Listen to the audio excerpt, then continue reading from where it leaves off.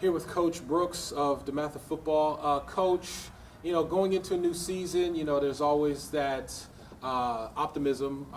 Talk about your team this year and how optimistic you are of these guys.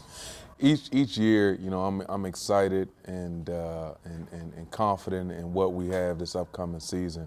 We have a great group of guys returning and guys coming up through the program who are excited about their opportunity. They've been working extremely hard since January, and we're excited to kick off the season shortly.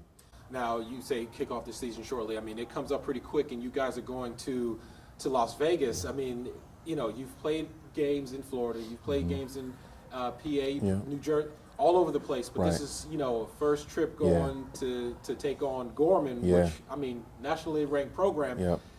Talk about that matchup, first of all. It's going to be a new test, for our program. While we play the national schedule, play some of the top teams in the country, we're going up against the defending national champions. They haven't lost a game in 3 years. We're traveling across the country to Las Vegas to play that game. It's the season opener. So without a doubt, it's going to be a challenge. We have our work cut out for us, but we're working to get ready. And now talk about how that matchup got started. Who called who? What led to this game starting? Gorman and DeMatha, we've been in discussions about playing for years, and whether it was logistics or finances, we couldn't make it work. And then ESPN got into the picture and was able to make it happen as a sponsor to get us out there. So we're glad for the opportunity. Not many programs, not many kids get a chance to do this, so we're excited. Now talk about Gorman. You're going up against Gorman, haven't lost in 3 years. We'll get to your team in a second, but facing them, what type of a challenge do you think? Are you guys ready for this challenge? We're gonna find out. They are as good as advertised. They have they don't have very few weak spots on their team. Their line play is fantastic. They have a new quarterback this year, but he's been playing. He played wide receiver last year. He was dominant. A 30-offer kid who was a dual threat guy who could do everything. They are just loaded from top to bottom. Well coached, play hard. We want to be the best. So we have to play the best, and we're going to find out how good we are real soon. Now, coming off of a year, you guys went 13-0, top rank in the area, which is customary for a DeMatha program. But this year, you're losing a couple of players, including your starting quarterback, Bo English. Just talk about how you plan on replacing these players and just the mindset going into this season. Yeah, each year, new guys step up. So while we lost some key pieces last year, 3-year starter at quarterback, one of the top players in the country, defensive end Chase Young, and the list goes on. We have a great group of young talent coming up. We have some guys who played significant downs for us last year. 4-star lineman Austin Fontaine and Evan Gregory. We have a quarterback competition in senior Tylen Hart and junior Eric Nigerian who've been with the program. We have some dynamic running backs coming up, Miles Myree and Marshawn Lloyd. So the list goes on and on where, while we've lost a lot, we hope to reload and it's next man up. So Bo English is gone. You got a competition at quarterback. Talk about those two guys and their prospects. What their key strengths are. I don't want to talk about weaknesses. Right. I know you're not going to answer that question, but talk about their strengths and what could put one over the other. Well, a quarterback has to be an extension of a coach on the field, and we try to, as best we can, have quarterbacks who all fall into the same mold. Meaning, number one, they're extremely intelligent, as in Tylen Hart and Bo English and Eric Nigerian. They're all 4.0, 4.1. Students probably know the offense better than we do as coaches. They have those intangibles where they never get too high on the highs or too low on the lows, and they have that calm composure out there on the field that guys feed off of. They deliver the ball well. They know where guys are supposed to be. They anticipate plays, and they put the ball where it's supposed to be. and they're good leaders, and so again, it's going to be close, but we feel confident in whoever wins the job that they're going to do well and lead this team. Well, of course, everybody always talks about quarterbacks, but you guys have been putting out a couple. Yearly, have been putting out really good running backs. Yeah. Talk about the guy that's up to bat right now for the Stacks. So we graduated 2 dynamic running backs, Anthony McFarland and Corey Sproul, and coming up we have a good crop also. We have Miles Myree, who will be a rising junior. He caught the game-winning touchdown in the championship game last year. Dynamic, elusive, can really change direction on a dime. We have sophomore Marshawn Lloyd, who is one of the top backs in the country. He kind of reminds me of an old Reggie Bush. Can take it 90 yards for a touchdown. He can run through people. So that 1-2 punch, that combination in the backfield is, I think, going to be a force to reckon with. And we have other guys coming up who are also going to add some depth in that position, in which we're excited about. Running backs, quarterbacks, of course you have receivers, and you guys have been putting out, again, a lot of talent. A lot of talent comes from the high school. Yeah. Let's talk about that a little bit. Yeah. You've been putting out a whole bunch of D1 talent. Yeah. Just talk about the DeMatha way and, how these kids come in. Yeah. Maybe, rough diamonds, and all of a sudden they're polished and they're out to D1 school. Well, I think we try to attract kids who are like-minded. And number one, they have to have a good work ethic. Nothing here is going to be easy, and we really push those kids to really compete every day, come out and do their best. And so ultimately, when they get into the games and they get into tough times, nothing is a shock to them. So it's one of those things where we pride ourselves on. We say, bring your hard hat and your lunch pail every day and just develop that blue-collar mentality, so no matter what you have to face, no matter what college you go to, no matter who recruits you, no matter what coach you sit down with, you will know the process. You will understand what it takes to be considered valuable to an institution, and that blueprint has worked for us. We talked about recruits and talked about kids coming into DeMatha. What, in your mind, just what makes this program stand out among not only this area but the country? Yeah, our mantra as a school is we're one DeMatha. So you can go anywhere in the country. You can't say, is it the DeMatha from California or the DeMatha from New York? There's only one DeMatha across the country, and I think we pride ourselves in, we just feel like we do things differently, and we can't always put it into words and things like that, but when you step into our building, you know and you understand that, number one, in the classroom, in the band room, on the athletics field, you have to earn everything that you get, and I don't think that is the case in other places.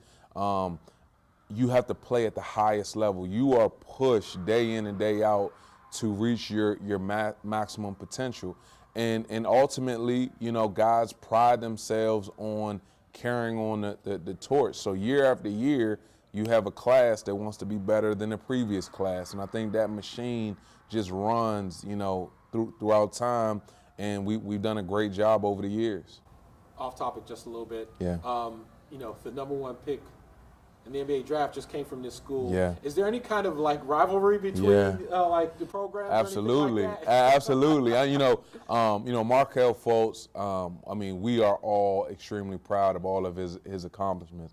He was the epitome of what a DeMatha kid is. Wasn't given anything. Played JV. I think everybody knows the story. Worked hard. One and done. Number one in the NBA draft.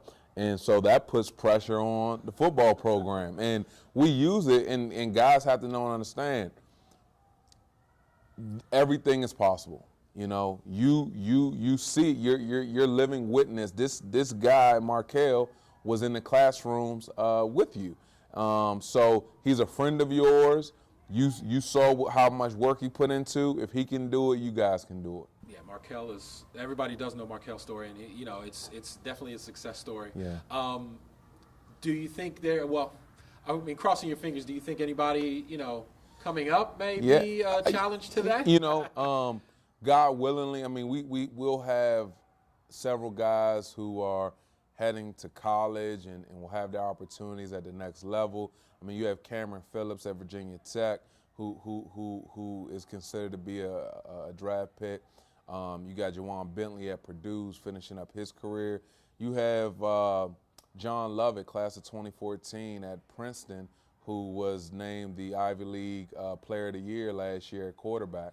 Yeah. But, I think the one that could possibly challenge Chase in the coming year, challenge Markel will be Chase Young. Yeah. Yeah. I think Chase Young will have his opportunity if, God forbid, any injuries and things like that, to have a shot at being drafted pretty high. All the analysts say that he's the real deal, so hopefully that does happen. Yeah. All right, now talking about this year, let's go into the schedule, the conference schedule. Yeah. Are there, about Gonzaga, St. John's. Yeah.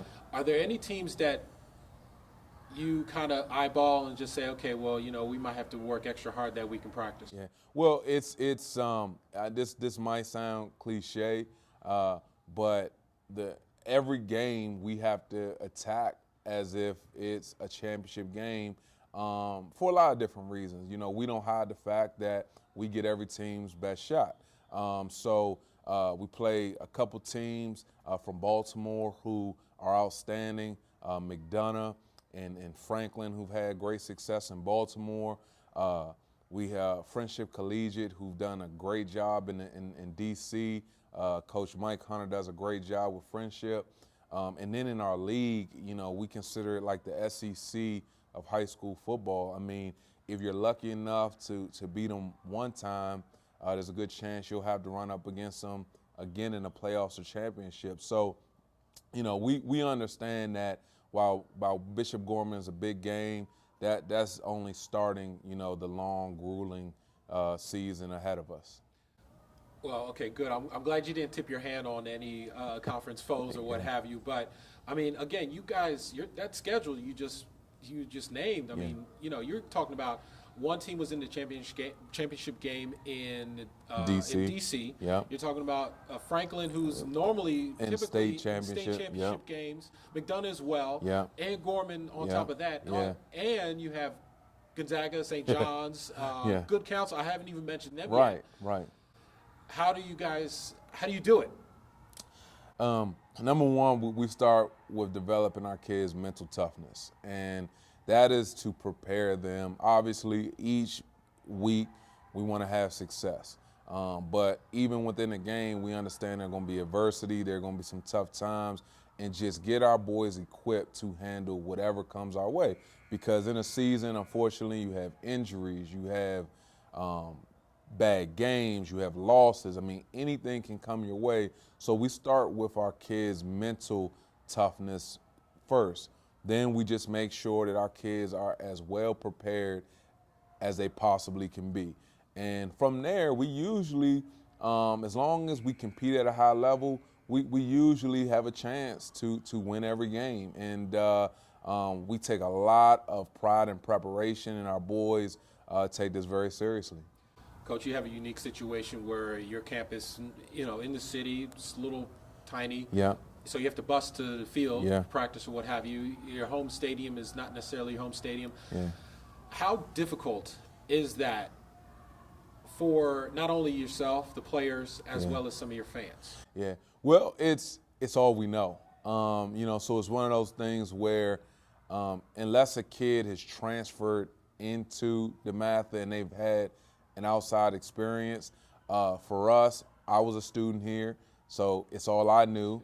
And it's part of our story. And so we use it, as to our advantage, where other programs can walk right out their doors and go onto their field and have their practice. For us, even just to get there is tough. And that is what we use as our motivating thing. We don't have things easy despite what people, might think, and we want to be the toughest program in the country.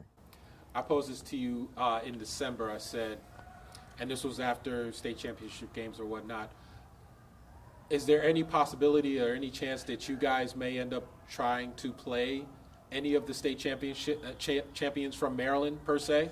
Like, say, for instance, IE Wise? Yeah, I would love it. It's been thrown out there, and for whatever reason, it hasn't happened. And honestly, I just think it would be great for the state of Maryland.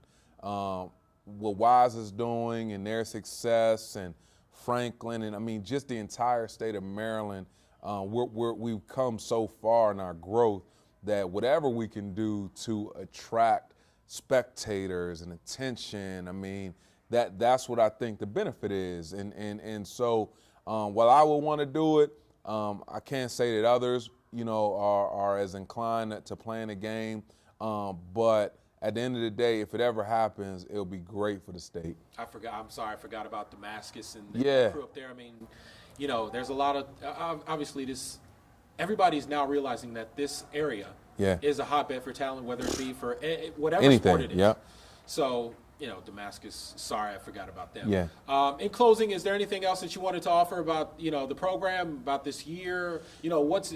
I always ask coaches, what is your slogan for this year? Normally, typically it's a year-by-year thing. Is there a slogan that you guys have? Well, we will, we will head to team camp shortly, and we'll be locked away for 72 hours. And usually our seniors come up with, the slogan or the mantra for the year, I think I have a good idea what it's going to be, but I don't want to let the cat out the bag until I confirm it. Gotcha. Okay. Yeah. Coach, thank you very much. Thanks a lot, man.